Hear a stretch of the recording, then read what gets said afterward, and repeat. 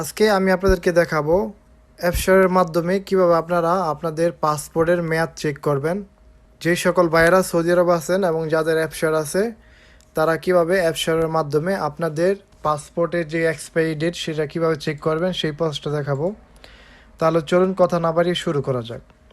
ফার্স্টে আপনারা আপনাদের অ্যাপশারের অ্যাপসটি ওপেন করবেন। এখানে আপনাদের ইউজার নেম, পাসওয়ার্ড এবং আপনাদের ফিঙ্গার দিয়েও লগ ইন করতে পারবেন।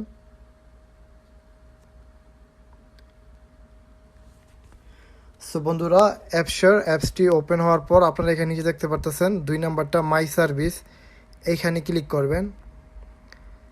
এখান থেকে আপনারা দেখতে পারতেছেন আপনার নাম এবং অ্যাকাউন্ট নাম্বার চলে আসছে, আপনারা এর উপরে একটা ক্লিক করবেন।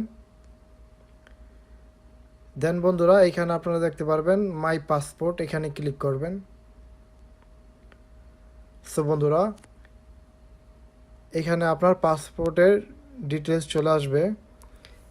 এখানে 1 নাম্বারটা অ্যামাউন্ট ডিপোজিট, আপনার যদি পাসপোর্টে কোনো অ্যামাউন্ট ডিপোজিট করা থাকে তাহলে সেইটা এখানে শো করবে, এবং আপনার পাসপোর্ট নাম্বার এবং আপনার পাসপোর্ট ইস্যুইং ডেট, যেই তারিখে পাসপোর্টটা বানাইছিলেন সেই ডেটটাও চলে আসছে এখানে, এবং এক্সপায়ারি ডেট এখানে আপনারা দেখতে পারবেন, এবং ইস্যুইং সিটি এবং কোথা থেকে আপনি এটা বানাইছেন, ঢাকা, সেই এটাও চলে আসবে, এবং স্ট্যাটাস আসলি।